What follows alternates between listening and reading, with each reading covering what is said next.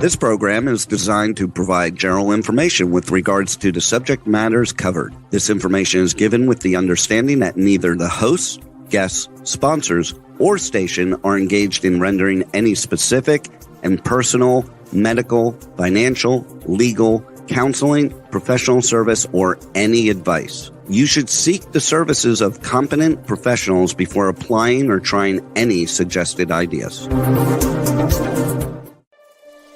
Magazine publisher and entrepreneur Judith Mancini is sharing captivating conversations with experts in their field about the latest trends in our ever-changing world to help you become healthy, wealthy, and wise. Judith Mancini today will spark your interest and inspire you to lead your best life ever.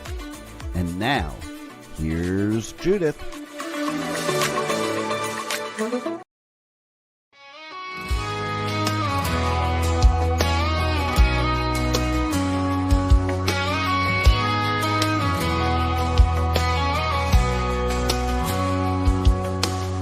Turned black, the wind howled loud. Helene rushed in, fury on the ground. Meaner than her cousins, she carved her path, leaving nothing behind in her angry wrath.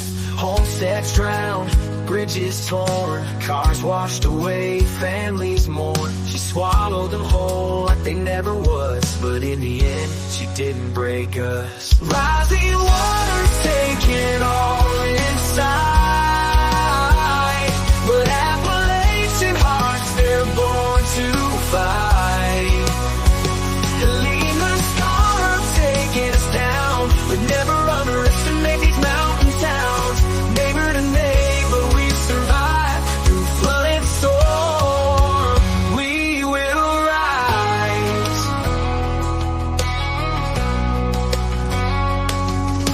Roads disappeared under her might, swept away everything in her line of sight.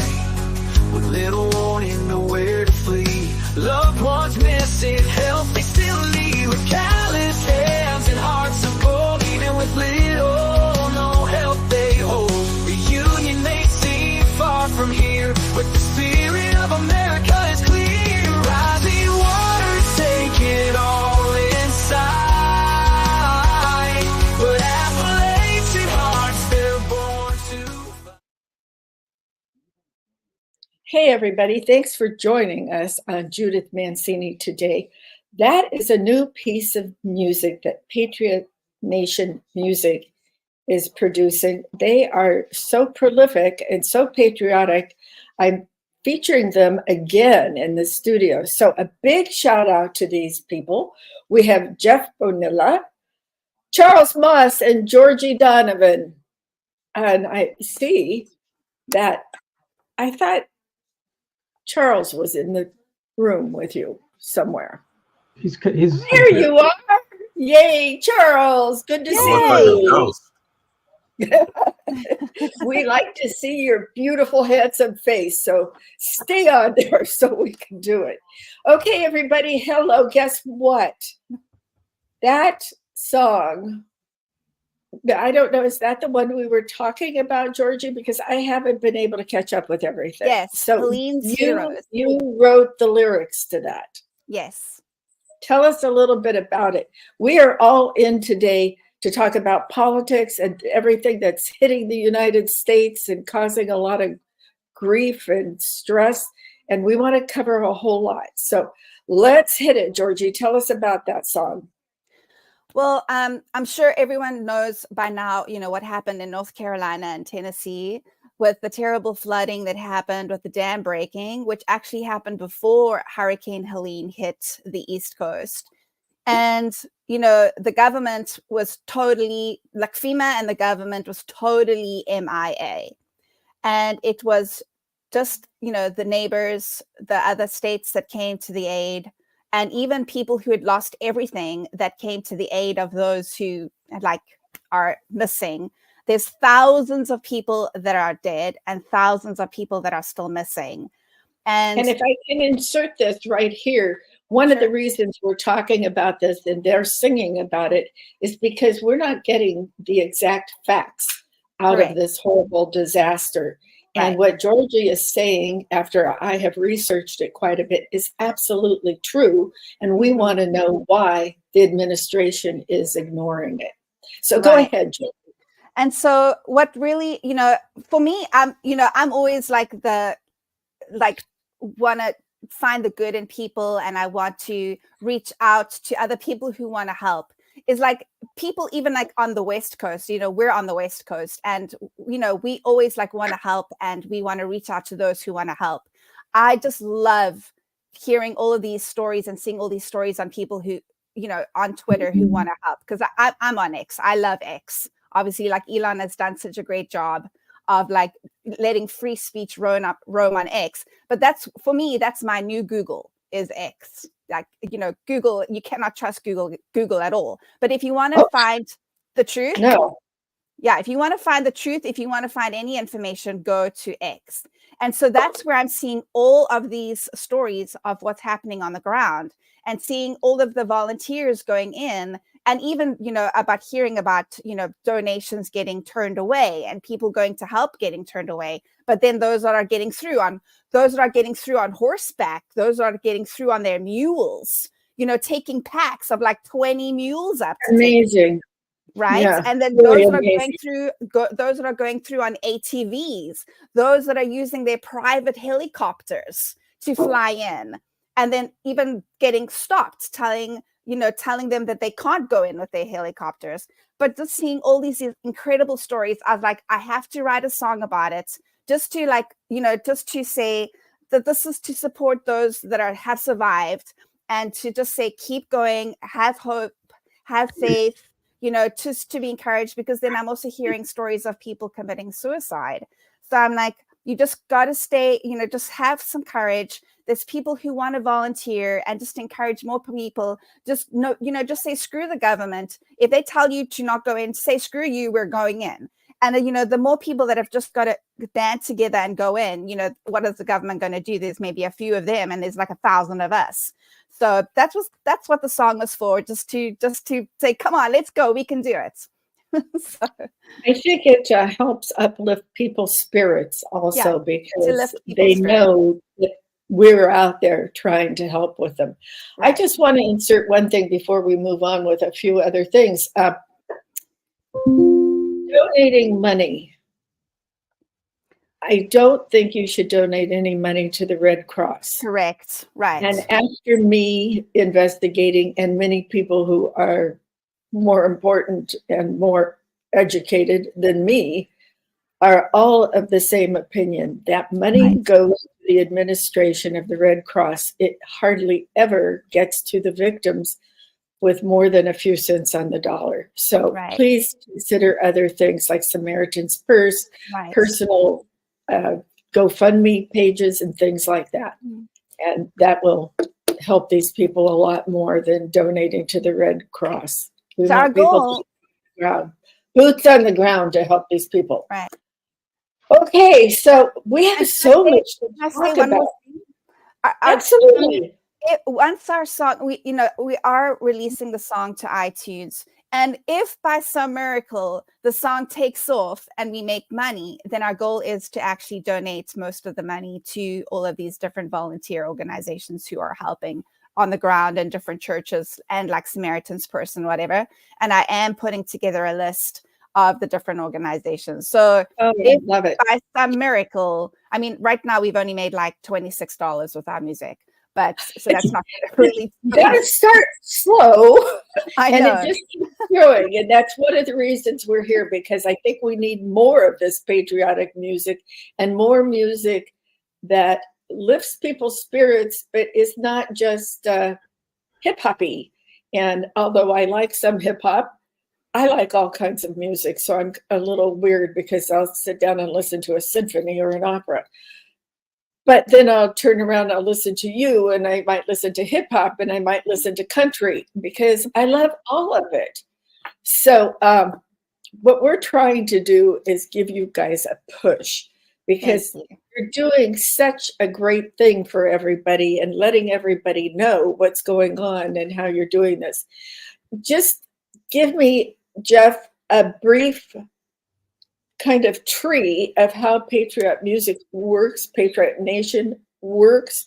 Are you the head of it? Is Charles the head of it? What is all of your separate things? Do you do a Zoom meeting or something to get together? Tell us how you work, because it's all new. You don't need to go into a studio to record anymore. Correct. So it kind of just happened organically, where I originally wrote The Promise of Freedom in June, just as a, I was just fed up with everything going on, and then, the Trump trial and everything. So I wrote that, and I had heard about this this AI music platform called Suno that some people were using, and so I thought I'd check it out, and I did, and it did a pretty good job on putting music and vocals to the lyrics. So then I shared it with my two friends, Charles and Georgie, and they got a kick and kind of got excited about it as well. And Charles started writing some lyrics, historical based lyrics, and that's kind of how it all took off. So really, I've been a songwriter, oh man, over 35 years. So as far as and Georgie writes songs as well, and Charles has always been into music and is a good writer. He's working on a couple of the projects with me. So just kind of organic. Can we say what those projects are, or are they undercover for a while? Charles and I are writing a book, a fiction book, but it's actually based in reality. So a lot of the stuff you see going on in the world right now, we're injecting into the premise of the book. And when do you guys think you'll be releasing that? Probably by Christmas. It's in the editing stages right now. It's great. Yeah. By the way, you can find Jeff's book and Charles' collaborations with him, or vice versa, on Amazon. So all of their music and books, anything they do, is readily available for you out there in the audience to pick up on them, and they're really great. And thanks to Melinda Manos, Public Relations, for introducing me to them, because I just think they're absolutely three really super people. Okay, what do you have to say for yourself, Charles? I don't know if you could hear me. I'm looking at my screen. I think I'm not buffering right. Yes, we can hear you. Okay. What was the question? I had a late night. I went to a concert last night. Just what are you up to, Charles? You look like the shadow government right now. Yeah, you look like a ghost. You kind of look like a ghost on your screen. Really nothing much. I'm trying to come up with song concepts, and like Jeff stated, we've been writing a book together, which was a fun journey. A little frustrating at times, because there's some rules in writing that we both weren't really aware of. So that's where the editors really come into play, and hopefully it'll produce a final product that we both could be really proud of. So does that mean that the editors will tell you if you need to give credit to somebody for a quote that you're doing or something, or punctuation, or what are you thinking about? Yeah, there's multi-levels of editing, and you have line editing. I forget the different types of words. But for punctuation, spelling, continuity, does the story make sense? Do you have plot holes? Things of that nature. And we've covered a lot of those bases, and we've gone through several editing process, and now we're kind of in the final stages. So hopefully we'll, like Jeff said, hopefully the final product will be produced and released very shortly. And now, is this based on reality? Yeah, yes. Reality based in it's a fictional kind of a thriller mystery genre setting. It's a fictional story, but based with elements that you would see in the news that are considered conspiracy theories, such as the pharmaceutical companies trying to take out all the holistic doctors so they can, keep the profits. I think that's a true story. Well, I that's mean, my profession was in the holistic natural care industry. That's what my magazine with over 1.7 million circulation had. And I sold it. But that's what it was in. And they do come after you. Yeah, then I know because I was somebody who was in the industry told me about that. And she literally, because I offered to build her a website and she said, no, I don't want anybody to know I'm out here doing this. Because there's a lot of, as you know, a lot of alternative care can cure cancers and things like that. And so that was where the premise came about. What if there was a hit squad within the pharmaceutical industry, and he decided to start taking out holistic doctors that were on the verge of, delivering their cures to the public. And so one of our characters catches on that's what's going on, and it leads him all the way to Washington, D.C. And, oh my God, I can't wait to get this book. Yeah, it's going to be called Terminal Hitman: State of Deception. Great. Yeah, well, I love Terminal Hitman. That was a lot of fun and good. I liked it. But we definitely have some interesting characters in the story. Well, sometime you're going to have to put me in because you probably don't remember. I may have told you and I may haven't. But I was a reserve deputy sheriff in Orange County, California. Wow. I was in my 20s because my daughter was a baby. So gosh. Yeah, I don't have to tell that to people, but now I want to be a character in one of your books. All right, you got it. That's so cool. Really, really quickly, what's interesting is, so as we've been kind of going through the process of sending it out to development editors and things like that, we started working on the third book, and we were kind of thinking of calling it like, I don't know, City on Fire or something like that. And we came up with the idea of Venezuelans immigrants taking over the city. And this is back like in March, before any of this stuff had actually happened. Oh my gosh. So that was the next book that we're working on. And now I kind of said, wow, it's going to look like we ripped off reality, when in fact we actually were planning on it before, all this got crazy. So yeah, kind of, I guess you could say we're writing books that are, I don't know what that genre is, but it's fictional, but based in reality. I you know what I mean? Well, I think that's it. Fictional based on reality. Yeah. Mm-hmm. Because I mean, some of it, what you write about is amusing. Some of it is frightening. You've got a lot of things going on there, and sitting on the edge of your chair, not wanting to put it down. It's a page turner. You got it all. You just need more publicity. Well, thank you. I appreciate you read the first one. Thank you. Oh, absolutely. I loved it. And that shows I'm kind of weird too, because it's a real different book. We're all weird. The one thing I found writing this with Jeff is it kind of ferreted out that we're both a little twisted with our sense of humor. Well, I must be too then. Because we do have some funny stuff in this new book. Yeah, I bet. I can't wait to read it. I have another friend who was writing books on kind of sci-fi books and things like that. And I had great times interviewing her. I've known her for 30 years. Just really fun. I enjoy interviewing authors, creative people who really are talking about reality as well as fiction and where it's going. Some of her stuff is coming true because of AI. It's just amazing.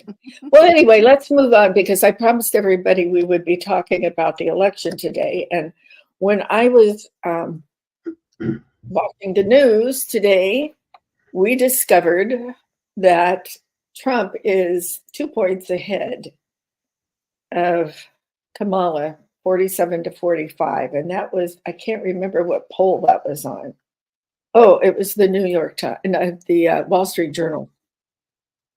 But these polls, you have to be very careful what you believe and what you don't believe, because they go up and down all the time. And some states have the early voting like we do here in California now. I hope you guys are voting. I hope you're voting for. Of course. It's a no-brainer. So what I want everybody to be careful about are reacting to the polls, because some people change their minds before they go vote, and you're not getting real accurate counts. Although I do tend to believe some of the bigger polls, some of these small polls that only interview less than 1,000 people, you can't depend on those. You know, it would be nice if it was a cross section of people, but they really aren't. They're concentrating on one thing, and that's trying to get somebody elected. So that happens on both sides of the aisles. But what I want to talk about is what has gone on with the Democrat administration and what hasn't gone on with them, and the lies that are being said about Trump. Mm-hmm. And I haven't really heard any bold, outright lies against the Trump administration or the Trump campaign or anything. I mean, he does tend to get a little graphic and call people stupid and ignorant and things like that. And now he's talking about one of the golfers and his physical being. You know, sometimes he can't help it. He likes to talk. He's an entertainer as well as one of the most brilliant businessmen that's been around. And that's why people like him. I have been following him since before he did The Apprentice. I've read his books. The Art of the Deal really helped me when I had my publishing company. It was an amazing thing. And he has a lot of experience. And when he talks, I'm sure, now I'm speaking to our audience, I'm sure you all have seen him on these different rallies and all, or on a one-on-one interview. The man never uses notes, never uses a teleprompter except to maybe a list of people attending a rally so he doesn't miss somebody, but he never uses it to speak, and he never has notes with him. And unlike his opponent, Kamala Harris, who has been caught wearing earpieces disguised as earrings, and this is no joke, this is true. This is true with Biden in his debate, that he had an earpiece hidden in his ear. And it goes back to the other one when Donna Brazile was giving questions to Biden before the debate. So the Democrats are running kind of a shady and shaky campaign. And as it gets closer to less than 2 weeks, they're coming out with outrageous lies, and they can all be checked. Like the one that just recently came out about the female soldier who was killed. And one of the co-hosts on Fox News and other people who work as correspondents that were also in the room, the Democrats tried to say that Trump did not want to pay for the funeral. He just said horrible things about the soldier and all that. And none of that was true. Her sister came out yesterday and said, none of this is true. What do you guys think about weighing one party against the other party? And I don't really know what all of you are voting for, except Georgie here, but she's got her sign up there. I don't know what Jeff and Charles are, whom they are voting for. It's none of my business. I'd love to know. But this is a free country still, for a little while, and you can vote for whomever you want, and it can remain a secret. So what do any of you want to say about this, about these lies that are coming out about Trump, and all of them have been proven wrong? And Jeff has his hand up, so he wants to talk about it. I want to say it because I'll forget it, and I'll let the George and Charles talk. So the latest that I saw is I guess Kamala was making a speech yesterday, once again, called Trump Hitler and said that he's going to use the military against the people, which is a complete lie. Absolutely. However, what a lot of people don't know is that the Biden-Harris administration just signed a proclamation for the first time in U.S. history, authorizing the military to shoot on American civilians on American soil. Oh my God, I didn't see that. Yep, it just came out. They signed that. So they're basically projecting. Mm-hmm. And if you notice, when they ask Biden about a peaceful transition, he says there will not be a peaceful transition if Trump wins or if Trump loses. So I think they're planning to try to get us into a civil war, and they're going to have all their operatives and the Venezuelans and everybody else starting chaos. But now they've given authorization to our own military to fire upon us. So who's the dictator here, and who's really, Hitler here? It's not Trump. Mm-hmm. Now they're trying to say he said that because there's a clip of him saying, where he's talking about internal enemies, and he talks about, we may have to call in the National Guard or even the military, but he wasn't saying, turning the military on civilians. Do you know what I mean? Like, it was taken out of context when he was talking. It's always taken out of context with him. Exactly. Yeah. So he was saying their presence would help calm the crowds. Exactly. But this proclamation, or I don't know if it's a bill or what it is that he signed, but he signed it. This has been verified. You could go online and find it. That's really worrisome that these people are thinking that. Like, we're going to, going all the way back to when Biden said, if you're going to come for us, we got F-16s, you don't. Mm-hmm. I mean, these guys are lunatics. I mean, there's just no other way to put it. They are a rogue regime, and I don't understand how people can't see that. Anyways, that's my spiel. Well, to add to that, they're trying to say that Trump said that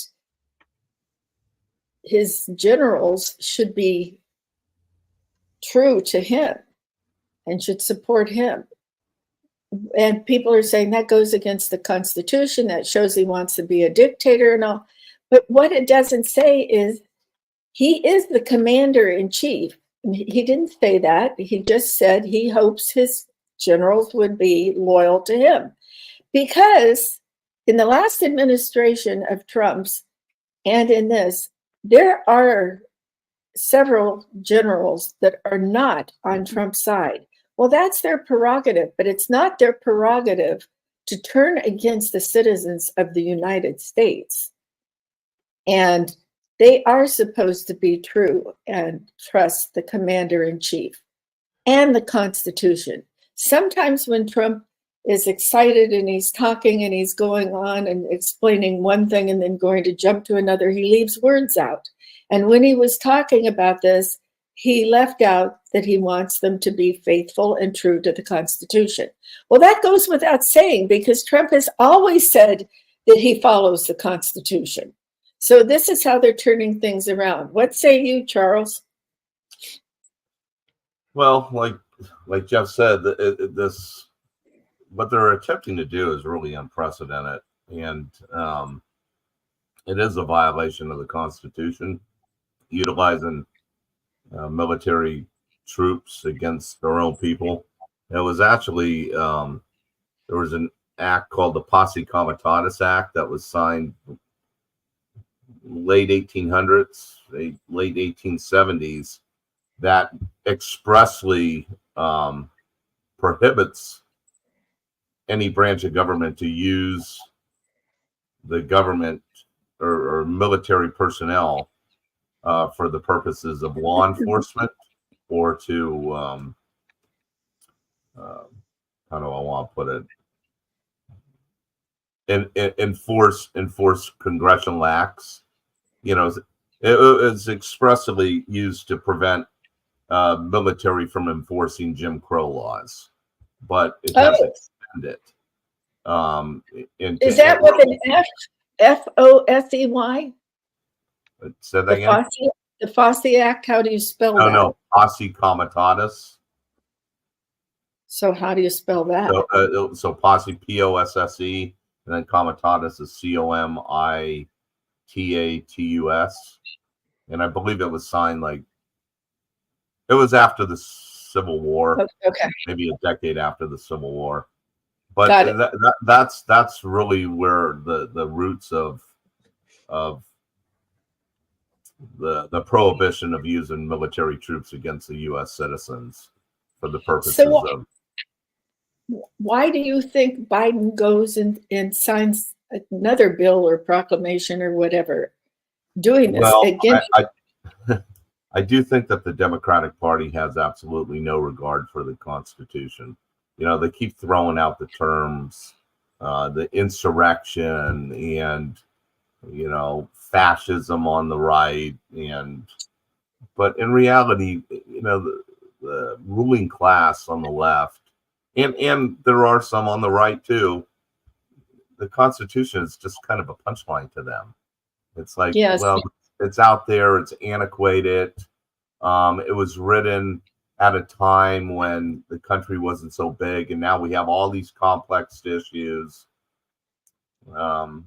And, it's just manipulated, and it's manipulated for money.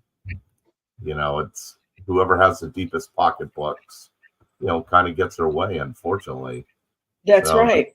But we're entering a whole new era of really some darkness, and it's quite scary. We're more divided, I believe, today than we ever were. I totally agree with you.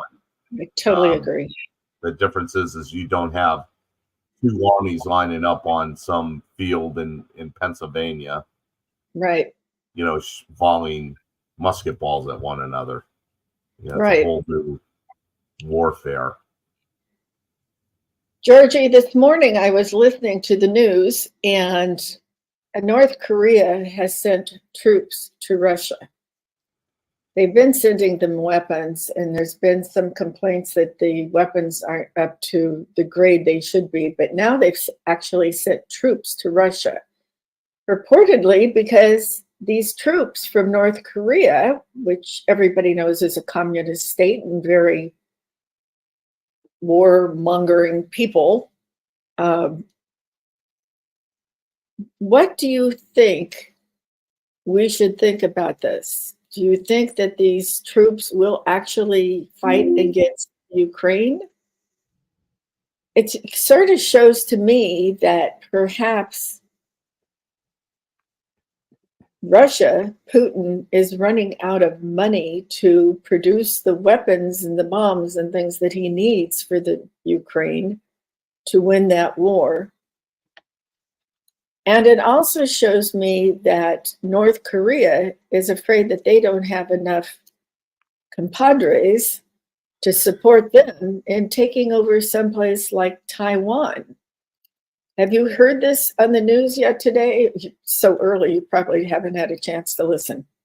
No, that was a name, and it was verified today. I haven't been staying up to date too much on, so I can't really speak on that topic, unfortunately. I'm the wrong person to ask. Sorry. I'll give you another topic then. There are, the Electoral College will determine the outcome of the election, and you need 270 electoral votes to declare that you've won. Mm-hmm. So we're all a little nervous because there's 7 states that are considered the swing states, and we went over that in the last show last week. One of the most important, if not totally the most important, is Pennsylvania, because it's so close to the different people that are running for office in their state government and in the national election. So what can we do to make Pennsylvania more red when we don't live there? What can we go out and talk to people? Write things on social media like X and Facebook and different things like that. Truth Social. I mean, I'm getting very worried about this. Yes, you're exactly right, Jeff. I think one of the greatest things are the people that are coming over to Trump. And of course, Elon, and he just did that. And then you have, oh, what's the matter with me? Tulsi Gabbard totally went out of my head. They're coming over to the Republican Party. What can we do to get some of these everyday voters, the everyday American citizen, to switch their votes from Kamala over to them? You speak well, Georgie. I want you to think of something that you can get on social media. I mean, I know you can because you write these songs and these lyrics. I know. I mean, I'm thinking, I'm not sure because like the Harris administration is just, it's like I said, they have a distraction campaign and they're just constantly just saying the same lies and manipulation every single day. So it's pretty hard to kind of change those people who are brainwashed into this Trump Exactly. syndrome. So it's really hard to snap those people out of it when they're hearing the same thing over and over and over again, So how about this? I am all in favor of having a woman as president, not this cycle. Because to me, Kamala is an embarrassment to women. She is not educated in all of the policies. They ask her about some policy and she can't speak to it. But she was raised in a middle-class family. I mean, give me a break. Most of the United States was. So what is she talking about? Because she really actually wasn't. Her family was quite well to do, and she was raised in Canada in a very large house. So if I could interject, sadly, I think the Democrats had potentially the right woman in Tulsi Gabbard. Now, there were some positions of hers I don't agree with, but she's very articulate. She understands the world stage. Her resume is very impeccable from what I could see, and they lost her. So I agree with you. Somebody like her would be wonderful. Yeah, and I'm glad she became a Republican and is endorsing Trump. She said, and I'm quoting a little blurb she put up on Facebook. It says that the deep state have spent their time destroying our nation. And she's talking about Joe Biden and the rest of the permanent Washington deep state, all those people who back Biden and Harris and people in our own state, Schumer and all these, the other one, I can't think of his name, starts with an S. Soros? No, running for senator. Schiff. Thank you. Adam Schiff. Yeah. They've been there forever, and he's a congressman, but he's switching over to run for the Senate. And we need to get everybody out in California to vote for Steve Garvey. Yeah. And I hope that happens. But this is the rest of what Tulsi Gabbard posted. They're destroying our nation. It's stripping away our freedoms, undermining the rule of law, pushing us to the brink of nuclear war, and hollowing out our nation's democracy. And they're doing that day by day, minute by minute. That's my talking now. And she says, we can't allow this to continue. And she says, to end this, it's exactly why Elon Musk, RFK Jr., and herself have endorsed Donald Trump for president. That's exactly why the Democrats should have kept her, but they can't because they don't believe in any of that. So I'm really happy she came over. And even though some of these so-called generals and former Vice President Pence and all are against Dick Cheney, are against Trump, they don't believe in democracy.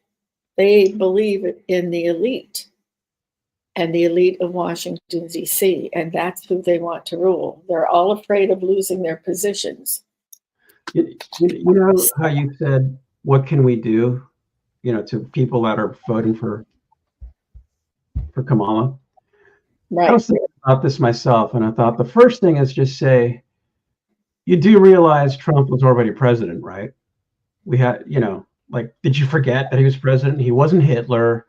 He was not a tyrant. Matter of fact, things were actually pretty cool. You didn't have to worry about politics when he was in there. Yeah, he said what he said, but the entire time he was fighting against the deep state. He could have gotten a lot more done if they worked with him, but he can't.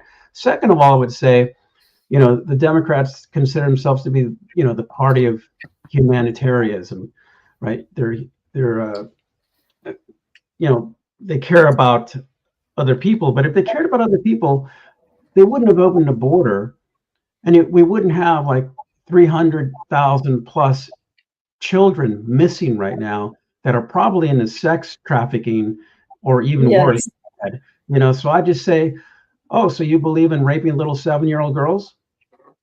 And see what they say. What are you talking about? Well, because that's what's happening right now because of Biden and Harris. Okay, 300,000 plus, children are missing and gone because of their open border policies. And you can't tell me that they're not making dark money in the cartels on this deal either. Okay, everything they're doing is planned, and they're making money off of all of this. And this is not even getting into the fact that Mayorkas orchestrated this entire thing, and in the beginning was flying people from other countries, not just crossing the border, literally flying the people over into our country and into the central part of our country. Yes, it's just basically just look at it like that. Like, don't forget Trump was already president. Everything was cool. These people are sick, evil people, and just the fact that we have all these missing children. That should be enough to change somebody's mind and say, yeah, okay, maybe this party is not really humanitarian as they try to come across. Anyways, and she's had all of these years already as vice president to make a difference, and she hasn't done it. So just to say, oh, I'm now going to make a change is, and she's talking about her opportunity economy. What does that even mean? Opportunity economy? She can't even say what that is. And when she says, oh, we're going to turn the page to what? She can't even say what turn the page is. She says, she has no idea. I'm going to be different from Biden. When they ask her, how am I going to be different from Biden? She can't even say what that is. Yet she still says she backs everything that Biden did. But that isn't turning the page, though, even though she says that she backs everything that Biden did. So it's like, let's back up a little here, how she got into be running for president. Yeah, no one voted for her. No, this was a coup. Total and coup. She has said over and over when she's been asked how his cognitive ability and his physical ability were deteriorating when she was his vice president and he was the head guy speaking and all. Well, now she's saying, well, there was nothing wrong with him. Mm-hmm. He was perfectly fine. Well, right there is when I would try to get the DOJ, somebody to come in there and say, why didn't you take the 25th Amendment, which states if the president is unable to perform his duties, that you can remove him and she could become president? Then the Democrats wouldn't have this problem.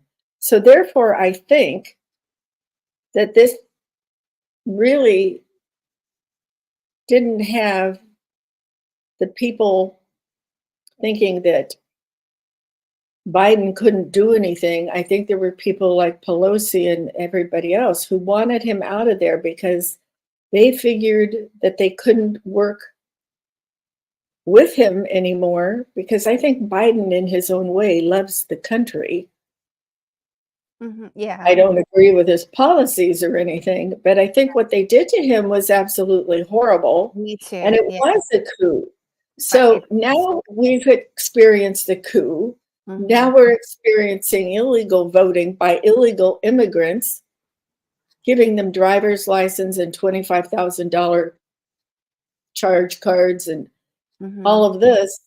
All of this is election interference, but nobody wants to bring it up and go after them. And you can't expect Trump to say all of this, because then they're going to just come down on him and say, you know, you're just spouting lies all the time. So we're in a real pickle, and it's very sour. We're in the 9th inning, and the game's tied. I don't know what to do. I'm very frightened.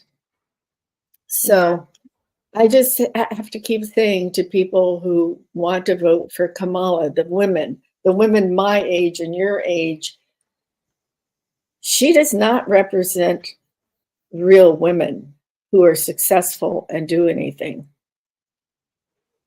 She represents people who have used men to climb up to success in her field.